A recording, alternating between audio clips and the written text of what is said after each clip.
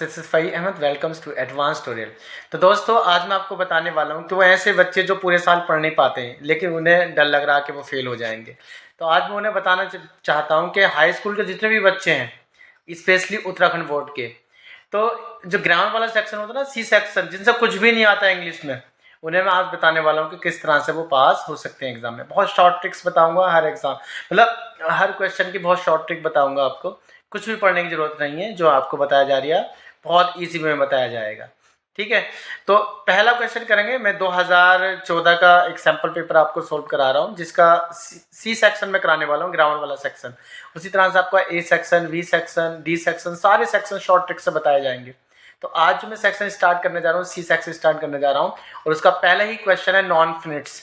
Non फिनिट्स को किस तरह से सोल्व करते हैं, चलिए देखते हैं पहला क्वेश्चन। 2013 का पेपर है ये, शायद 2014 का है ये, ठीक है। तो उसका जो सी सेक्शन है हमारा, एक तो होता है बी सेक्शन जिसे हम राइटिंग स्किल बोलते हैं, एक होता है सी सेक्शन ग्रामर वाला। तो उसका पहला ही क्वेश्चन है, फिल इन द ब्लैंक्स, खाली स्थानों को भरो विद द करेक्ट फॉर्म, सही फॉर्म से। किसकी? नॉन फिनिट्स। अब नॉन फिनिट्स क्या होती है आपको पता होना चाहिए। इसमें हम इंफिनिटिव भर सकते हैं, नॉन फिनिट में जीरंट भर सकते हैं। इंफिनिटिव का मतलब हो गया वर्ब की टू, मतलब टू लग के जो फॉर्म आती है ना वर्ब की, उसे इंफिनिटिव बोलते हैं। जीरंट क्या होता है? जब हम किसी वर्ब को नाउन बनाते हैं तो आईएनजी लगाकर उसमें जो वर्ब में आईएनजी जोड़ते हैं तो कौन सी फॉर्म हो जाती है हमारी? जीरंट। एक होता है हमारा पार्टिसिपल। तो नॉन फिनिट्स के कितने पार्ट होते हैं? 3, इंफिनिटिव, जीरंट और पार्टिसिपल। ये चीजें भरनी है हमें। गिवन इन द ब्रैकेट, जो पहले थी किसमें दे रखी? वर्ब ब्रैकेट में। तो चलिए भरते हैं। बहुत शॉर्ट ट्रिक्स से बताऊंगा मैं आपको। इसका पहला सेंटेंस है, डैश राइज प्राइजेस इज, अब देखो ये इज दे दिया, तो जाहिर सी बात है यहाँ पे किसकी जरूरत है? यहाँ सब्जेक्ट की, क्योंकि हेल्पिंग से पहले क्या चाहिए? सब्जेक्ट। और ये दे रखी है वर्ब। तो जब हम वर्ब को क्या बनाते हैं? नाउन बनाते हैं, तो उसकी दो कंडीशन होती है। या तो वो होता हमारा इंफिनिटिव यानी टू लग के, या फिर वो क्या होता है? जीरंट। लेकिन एक पार्ट होता है प्रेजेंट पार्टिसिपल, वो भी शुरुआत में आता है। तो देखो अगर आप इंफिनिटिव बताओ मैं तुम्हें, हालांकि ऐसे कर दोगे तब भी सही हो जाएगा तुम्हारा, और डायरेक्ट आईएनजी जोड़ दोगे इसमें वर्ब में तब भी सही हो जाएगा। लेकिन मैं तुम्हें ऐसा तरीका बता रहा हूँ कि जिसमें गलत होगा ही नहीं तुम्हारा किसी भी कंडीशन।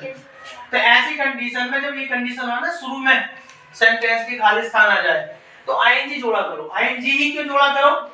क्योंकि एक तो जीरंट में आईएनजी होती है, और दूसरी बात जो प्रेजेंट पार्टिसिपल होता है ना, उसमें भी क्या होती है? आईएनजी। मान लो अगर मैं टू लग के यहाँ बता दूं, लेकिन कुछ कंडीशन ऐसी होती है जहाँ टू नहीं लगता, जैसे बोलो seeing the snake, the children scared, तो वहां पर तो टू नहीं लगा सकते क्योंकि वहां पार्टिसिपल की जरूरत है। तो ऐसी कंडीशन तुम शुरू में आईएनजी जोड़ा करो, तो क्या हो जाएगा? यहाँ देखो सेंटेंस की शुरुआत हो रही है तो पहला लेटर क्या होगा? कैपिटल। तो क्या हो जाएगा? राइजिंग, है ना? इतनी बात समझ में आ गई। जब कभी भी स्टार्टिंग में कहीं खाली स्थान आता है तो क्या जोड़ना है उसमें? आईएनजी। हालांकि जब हेल्पिंग को दे रखी हो गए, ठीक है, तो वहां तुम टू लगा के भी लिख सकते हो। ठीक, ध्यान होनी जरा, एक मिनट के लिए ना करते हैं शुरू उसी क्वेश्चन से जो हम पढ़ रहे थे। तो मैंने क्या बताया था अभी आपको कि जब कभी भी शुरू में खाली स्थान दे रखा हो और आगे हेल्पिंग को दे रखी हो, तो ऐसी कंडीशन में हमारे किसकी जरूरत पड़ती है? यहाँ पे सब्जेक्ट की। अब सब्जेक्ट क्या होता है? कोई नाउन या प्रोनाउन। और नाउन या प्रोनाउन जब हम वर्ब को नाउन में बनाते हैं तो वो या तो इंफिनिटिव होता है या फिर जीरंट, मतलब टू भी लगा सकते हो और आईएनजी भी जोड़ सकते हो। परंतु ऐसी कंडीशन में तुम आईएनजी ही जोड़ा करो। अगर टू लगाओगे तो कभी-कभी ऐसा होता है प्रेजेंट पार्टिसिपल की जरूरत हो जाती है, तो वहां दिक्कत आ जाती है ना? तो देखो इसका फॉर्मूला क्या होगा, ध्यान रखना। जब कभी भी क्या होता है? एग्जामर वांट्स विल बी और शैल बी से पहले कोई वर्ब दे रखी हो, क्या दे रखी है? वर्ब। तो ये समझ लेना, वहां टू भी लगा सकते हो तब भी सही हो जाएगा, और आप आईएनजी जोड़ लोगे तब भी सही हो जाएगा। ठीक है, आगे क्या आता है हमारा? कॉम्प्लीमेंट। ये इसका फॉर्मूला है, परंतु आप आईएनजी ही जोड़ा करो। मेरी ये पर्सनल सलाह है कि जब कभी भी स्टार्टिंग में खाली स्थान आए तो क्या जोड़नी है आपको? आईएनजी, क्योंकि आपको पता ही नहीं जीरंट क्या होता है, इंफिनिटिव क्या होता है, तो दिक्कत आ जाएगी आपको। अब हम दूसरे वाले में आ जाते हैं। तो देखो लिखा हुआ है यहाँ पे 100, तो मैंने आपको कुछ वर्ब बताई थी, जैसे हमारी देखो क्या हुआ? एंजॉय हुआ, एंजॉय, या लाइक हुआ, लाइक, माइंड हुआ, अवॉइड हुआ। उसी तरह से हमारा क्या होता है? हियर हुआ। एक होता है हमारा सी, होता है सी, ठीक है। और भी बहुत सारी वर्ब्स होती हैं। तो इनके बाद जब कोई वर्ब आया करे ना, तो जनरली उसमें आईएनजी जोड़ा करो। हालांकि सी और हियर के बाद इस कंडीशन में प्रेजेंट पार्टिसिपल आता है, ठीक है, और इनके बाद जीरंड आता है। लेकिन मैं ऐसा क्यों करा रहा हूँ आपको, क्योंकि अगर मैं पार्टिसिपल या जीरंड के चक्कर में डालूंगा तो आपका एग्जाम खराब हो जाएगा, फेल हो जाओगे। तो ये चीज मैंने आपको डिटेल में बता दी है कि जीरंड क्या होता है, इन्फिनिटिव क्या होता है। बस आपको ध्यान में क्या रखना कि जब जैसे सी की कोई फॉर्म आ जाए, आगे देखो सॉ सेकंड फॉर्म है किसकी, सी की, तो आगे कोई वर्ब बननी है तो क्या बननी है इसमें हमें आईएनजी, तो सी की क्या कर देंगे, सिंगिंग। अब देखो यार सॉरी सिंग है लिखा हुआ, तो हम मैंने इसकी फॉर्म बता रखी है, लास्ट में आईएनजी आता है तो सेकंड फॉर्म में ए करते हैं और थर्ड फॉर्म में यू, और हमें कौन सी फॉर्म चाहिए, चौथी फॉर्म, तो क्या हो जाएगा सिंगिंग। इतनी बात समझ में आई कि नहीं आई, है ना। तो ये ध्यान रखना है बॉक्स के बाद अगर कोई वर्ब आएगा तो क्या जोड़ना, जनरली आईएनजी जोड़ना। जीरंड नहीं आता सबके साथ, कुछ के साथ पार्टिसिपल भी आता है, लेकिन दोनों ही आईएनजी जोड़ के बनाए जाते हैं। तो आपको जीरंड या पार्टिसिपल के चक्कर में नहीं पड़ना, आईएनजी जोड़नी आपको तो अपने एग्जाम से करना है, ठीक है। अब इधर आ जाएंगे, देखो अगर इसकी आप बात करें तो देखो हेड लिखा हुआ है ना, तो अब जब ये हेड लिखा हुआ तो मैंने आपको एक फॉर्मूला बताया था, मैं यहाँ पे लिख रहा हूँ, देखो कौन सा फॉर्मूला था वो, हैज, हैव, हैड या फिर गेट।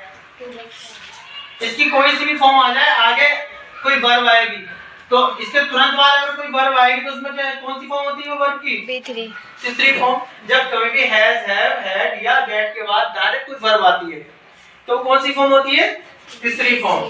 तो यहाँ बाइट की तीसरी फॉर्म क्या हो जाएगी, बॉट, क्या हो जाएगी, बॉट। ब्रॉट नहीं होता बेटा, ब्रॉट होती है ब्रिंग की थर्ड फॉर्म, बॉट हो जाएगी। तो ये बात ध्यान रखना, इसका भी मैंने छोटा सा एक फॉर्मूला दिया है, इसको सही से ध्यान रखना, ठीक है। अभी इधर आ जाओ, the policeman was surprised that see a headless man. तो यहाँ पे भी देखो मैंने अभी आपको बताया थोड़ी देर पहले कि जब वी के बाद कोई कौन सी फॉर्म आती है, तीसरी फॉर्म। वी क्या होता है, is am are, was were, will be और शैल बी। तो ये पैसिव फॉर्म कहलाती है, कैसी कहलाती है, पैसिव फॉर्म। तो जब कभी भी कोई वर्ब पैसिव फॉर्म में दे रखी होती है तो जनरली इसके बाद आने वाली वर्ब जो होती है वो इन्फिनिटिव टू होती है। इन्फिनिटिव टू समझते हो, और टू लग के वर्ब आती है, किसको छोड़कर, लेट को छोड़कर। लेट होता है एलईटी, लेट।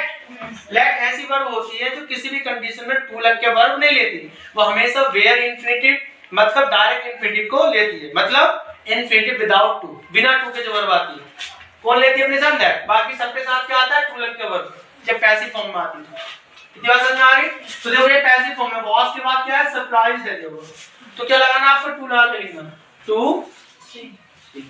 तो आई होप ये नॉन फ्रेज आपको बहुत इजीली समझ में आ गई होंगी, और भी बहुत सारे आपको कॉन्सेप्ट बताऊंगा जैसे जैसे पेपर में आते रहेंगे। अभी हम कौन सा पेपर कर रहे हैं, 2014 का, उसी तरह से 2023 तक के मतलब जो सैंपल पेपर है वो भी सोल्व करेंगे और आपको इजीली कोई दिक्कत नहीं आएगी, इजीली सोल्व कर लोगे, ठीक है।